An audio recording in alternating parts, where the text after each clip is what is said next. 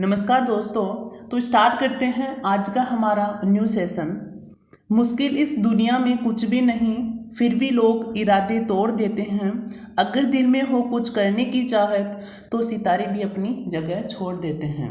तो इसी मोटिवेशन के आधार पर हम अपना आज का टॉपिक स्टार्ट करते हैं। आर्य त्वरण, रेडियल एक्सीलरेशन। इसको रीड करने से पहले हम कुछ बात जान लेते हैं वेग के बारे में कि सबसे पहले पिछले सेशन में हमने आर्य वेग के बारे में जाना, जिसमें हमने वेग की स्थिति में परिवर्तन ज्ञात करके हमने वेग की वैल्यू निकाली। इसके बाद आज हम क्या ज्ञात करेंगे? आर्य त्वरण। त्वरण हम कैसे ज्ञात करते हैं? त्वरण हम ज्ञात करते हैं वेग में परिवर्तन ज्ञात करके।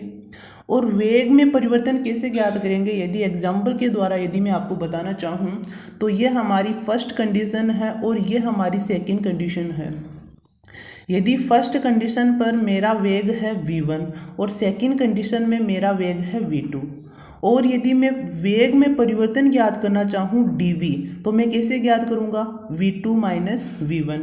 अतः मैं वेग में परिवर्तन ज्ञात करूँगा v2 माइनस v1। और यदि मैं इसमें समय के परिवर्तन से डिवाइड कर देता हूँ तो हमारे पास त्वरण की वैल्यू आ जाती है।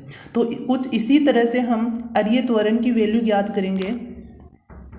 आर्य त्वरण, रेडियल एक्सीलरेशन। इसमें मैंने क्या किया कि एक वक्र लिया जिसमें t समय पर बिंदु P की स्थिति मैंने क्या मानी?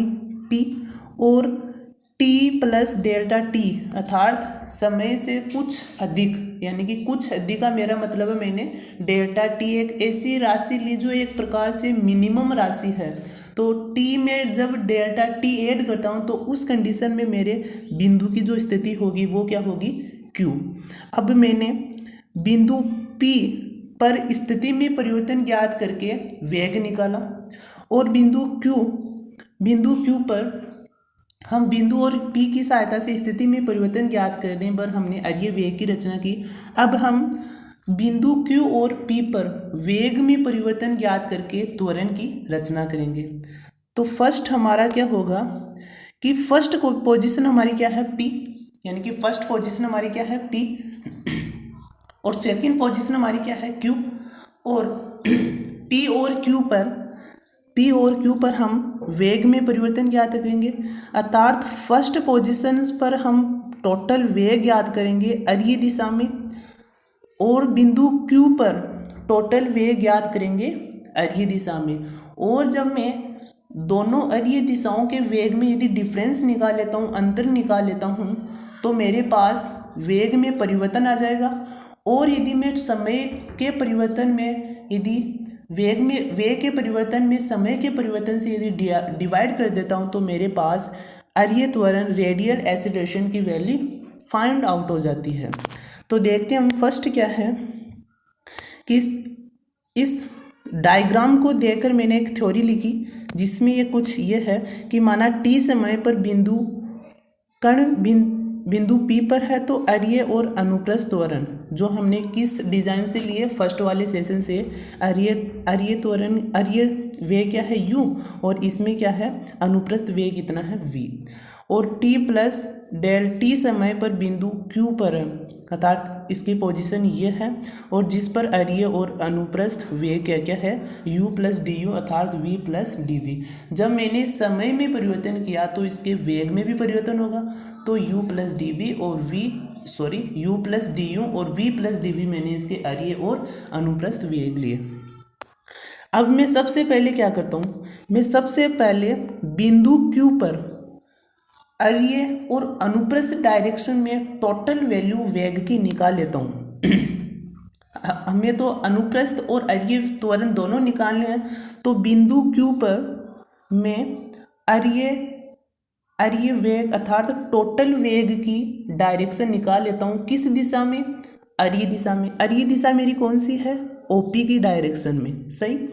अब बिंदु Q पर यदि मैं इसके वेग निकालता हूँ तो इससे पहले आपको एक बात से और रिमाइंड दिलाना चाहता हूँ कि यदि ये हमारा कार्तीय निर्देशांक है और इस पर यहाँ कोई बिंदु है P, तो और यहाँ अक्ष के सापेक्ष यहाँ कोण है थीटा, तो ये वाला इसका अक्स घटक क्या हो जाएगा और इसकी डिस्टेंस है r, तो अक्स घटक क्या हो जाता है कोस थीटा और वाई एक्स घटक क्या हो जाता है sine theta, r sine theta.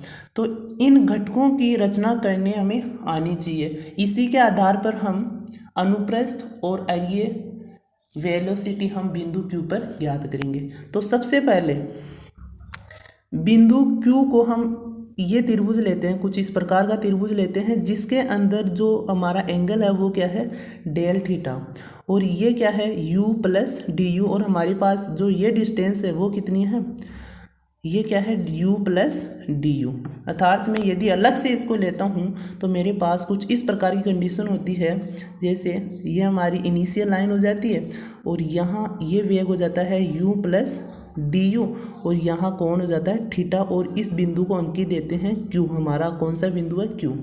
तो ये घटक क्या हो जाता है इसका u plus D you cos theta, और इसका जो यदि मैं y वाला घटक लेता हूँ तो क्या हो जाता है मेरा y वाला घटक u plus D U sine theta. तो ये दो घटक मैंने बिंदु Q पर ज्ञात किए जो मैंने आपको इस प्रकार डिफाइन किए हुए हैं। और ये घटक कौन सा है u plus D U cos D theta, और अनुप्रस्थ घटक क्या है u plus D U sine D theta. आगे हम क्या करेंगे कि हमने अनुप्रस्थ अरीय घटक और अनुप्रस्थ घटक की रचना की कहाँ बिंदु Q पर, किस दिशा में अरीय दिशा में। और यदि हमें अनुप्रस्थ यदि त्वरण निकालना है तो हम जो डिस्टेंस जो अरीय वेग लेंगे वो अनुप्रस्थ डायरेक्शन में लेंगे। तो इसी तरह हम अरीय घटक याद कर लेते हैं किस दिशा में अनुप्रस्थ अर्थात लंबवत दिशा में। कैसे, जैसे ये हमारा v है, ये हमारा v है, ये इनिशियल लाइन है v प्लस डेल v ये वाली। तो इसमें यदि मैं v प्लस डी वी का यदि रेखीय घटक याद करना चाहूँ, ये भी कुछ इस प्रकार है कि यदि मैं यहाँ कार्तीय तल लेता हूँ और ये हमारी डायरेक्शन होगी v प्लस डी वी, और यहाँ एंगल कितना है 90 प्लस डेल थीटा। तो अक्स घटक क्या हो जाएगा v plus D V cos 90 plus del theta, और इसका वाई एक्स घटक क्या हो जाएगा v plus D V sine 90 plus D theta. Sine cos 90 plus D theta अर्थात सेकेंड क्वार्टिज में जो कोस क्या होता है वो नेगेटिव होता है, तो हमारा ये हो जाएगा माइनस के साइन डेल थीटा, और यहाँ sine del theta plus 90 second quarter जो सेकेंड क्वार्टर होगा हमारे उसमें क्या होगा कि जो साइन है वो एक प्रकार से पॉजिटिव होता है, तो साइन चेंज होकर किस में चेंज हो जाएगा कोस में, साइन चेंज होकर किस में हो जाएगा कोस में। तो v plus D V cos D theta हमारे पास आ जाएगा। तो इसको हम कैसे लिखेंगे, इस प्रकार मैंने आपको दोनों की वैल्यू ज्ञात करके बताई एक सरल तरीके से। तो अब हम क्या करेंगे कि हमारे पास बिंदु Q पर वेग कौन सा आया अरीय डायरेक्शन में ये वाला, और बिंदु P पर हमें पता ही है बिंदु P पर हमारे पास अरीय डायरेक्शन में वेग कौन सा है u। अब हमारे पास बिंदु Q पर टोटल वेग ये हो जाएगा, इसको ऐड करेंगे टोटल वेग को, सॉरी ये इसका अनुप्रस्थ वेग है। हम बिंदु Q पर कौन सा वेग लेंगे ओनली फॉर अरीय वेग लेंगे, और बिंदु P पर इसका अरीय वेग तो ये हो गया u प्लस डी वी का u प्लस डी यू का, और v प्लस डी वी का अरीय वेग कौन सा हो गया ये वाला, अर्थात आंसर हमें ये लेना है। तो यदि मैं इस वाली कंडीशन को और इस वाली कंडीशंस को यदि ऐड कर देता हूँ, यदि जोड़ देता हूँ, तो मेरे पास बिंदु Q पर जो अरीय वेग है टोटल अरीय वेग बिंदु Q पर प्राप्त हो जाएगा। और मैं इस दोनों को ऐड करके बिंदु P वाले वेग कौन सा u को इन दोनों को ऐड करके यदि घटा देता हूँ तो मेरे पास वेग में परिवर्तन ज्ञात हो जाएगा। तो अब आगे देखते हैं हम कि पॉइंट क्यू पर टोटल वेग में उन दोनों कंडीशंस को ऐड किया और पॉइंट पी पर यू हो गया। और वेग में परिवर्तन कैसे निकालते हैं हम, dv। मैंने अभी अभी शुरुआती तौर पर आपको बताया था v2 माइनस v1 अर्थात अंतिम वेग माइनस के प्रारंभिक वेग। तो हमने बिंदु क्यू पर वेग निकाला, बिंदु क्यू पर वेग हमने निकाला और माइनस यू किया। तो टोटल यदि मैं इसको सॉल्यूशन करता हूँ, ये कैसे हुआ, कोस डी थीटा। हमने पिछले सेशन में कोस डी थीटा की सीरीज लगाई थी जिसमें हमने 1 पाया था। इसी सेशन में यदि मैं इसको लगाऊंगा, वापस से डिटेल बताऊंगा, तो हमारा जो सेशन होगा वो बहुत एक प्रकार से लार्ज रूप ले लेता है। तो यहाँ से मैं डायरेक्ट लिखता हूँ u प्लस डी यू। आपको इसके लिए फर्स्ट सेशन आपको देखना होगा, इससे पहले वाला। तो कोस डी थीटा अर्थात u प्लस डी यू और साइन थीटा में डी थीटा से मल्टीप्लाई करता हूँ, भाग देता हूँ। तो मेरे पास क्या हो जाता है कि साइन अक्स अपॉन में अक्स क्या होता है 1। इसी प्रकार यदि अक्स के स्थान पर डी थीटा लगा देता हूँ तो मेरे पास उसकी भी वैल्यू कितनी होती है 1। कब, जब डी थीटा रिलेट करता है 0 की ओर। तो उस कंडीशन में v plus D V D theta और माइनस यू, यू से यू कैंसिल हो जाता है और हमें रिजल्ट प्राप्त होता है D U minus V del theta. Okay, अब नेक्स्ट चलते हैं इसमें कि हमने क्या निकाला, वेग में परिवर्तन निकाला। अब हमें कुछ नहीं करना, हमें याद करना है, समय से डिवाइड करना है इसको। जब मैं इसको समय से डिवाइड करता हूँ इस प्रकार, तो मेरे पास D U upon D T minus V D theta upon D T प्राप्त, ये वाली कंडीशन प्राप्त हो जाती है। और शुरुआती तौर पर मैंने आपको बताया था D U upon D T को क्या लिख सकते हैं, यू के ऊपर छोटा सा बिंदु लगाकर इसको दर्शा सकते हैं। और यदि 2 बार इसका अवकलन किया जाता है तो यू के ऊपर 2 डबल पॉइंट लगाकर हम इसको डिफाइन कर सकते हैं और हमें अर्य त्वरण की वैल्यू ये ज्ञात हो जाती है इक्वेशन नंबर फर्स्ट। अब हमें ओनली फॉर अनुप्रस्थ त्वरण ज्ञात करना है। अनुप्रस्थ त्वरण के लिए मैं क्या करता हूँ कि बिंदु Q पर अनुप्रस्थ दिशा में टोटल वेग और बिंदु P पर अनुप्रस्थ दिशा में जो हमारे पास v है उसको हम डिफरेंस निकालते हैं और समय के डिफरेंस से डिवाइड कर देते हैं, जिससे हमारे पास अनुप्रस्थ त्वरण ज्ञात हो जाता है। तो मैं पिछले जो इमेज है हमारी, इसमें अनुप्रस्थ घटक क्या है, ये वाला, और इसमें अनुप्रस्थ का घटक क्या है, ये वाला।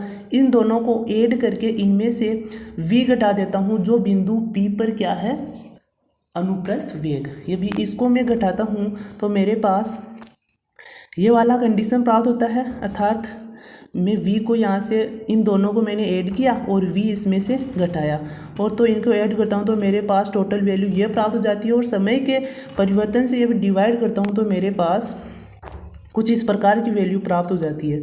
अब मैं जब इसको अलग अलग डिवाइड करता हूँ तो u की वैल्यू कितनी है, u पिछले सेशन में हमने ज्ञात की थी dr अपॉन में dt, dr अपॉन में dt। तो dr अपॉन dt मैंने यहाँ रखा और d थीटा अपॉन dt मैंने यहाँ रखा, क्योंकि ये कैसे होगा, ये हमारे पास ऐसे होगा कि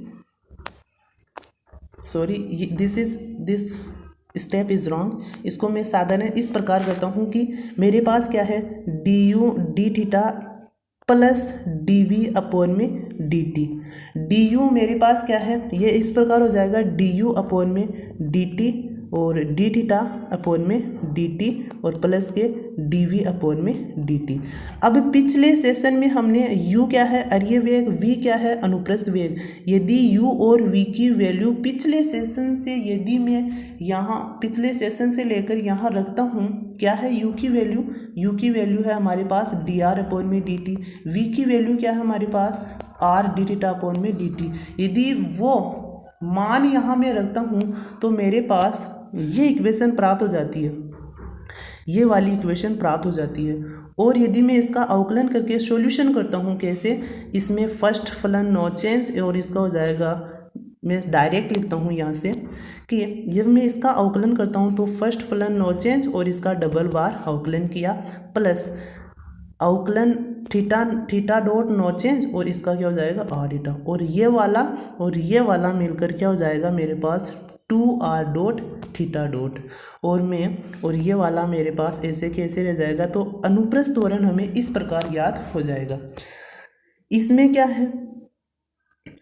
क्या है कि ये हो जाएगा हमारे पास कि dr u के स्थान पर u डी थीटा अपॉन में डी टी, सॉरी उसमें जो u है वो एक प्रकार से अचर हो गया था जिसको मैं अलग लेना यहाँ से फोगेट हो गया, तो D R upon D T ये वाली कंडीशन आ जाती है और जब वैल्यू रखते हैं तो हमारे पास अनुप्रस्थ त्वरण की वैल्यू प्राप्त हो जाती है। और इसी का यदि दूसरा रूप देखना चाहे तो हमारे पास ये प्राप्त हो जाती है। जो सेकेंड फॉर्म है वो कभी कभी हम यूज़ लेंगे क्वेश्चंस के अंदर, और जो फर्स्ट फॉर्म है टोटली इसको ही यूज़ लेंगे।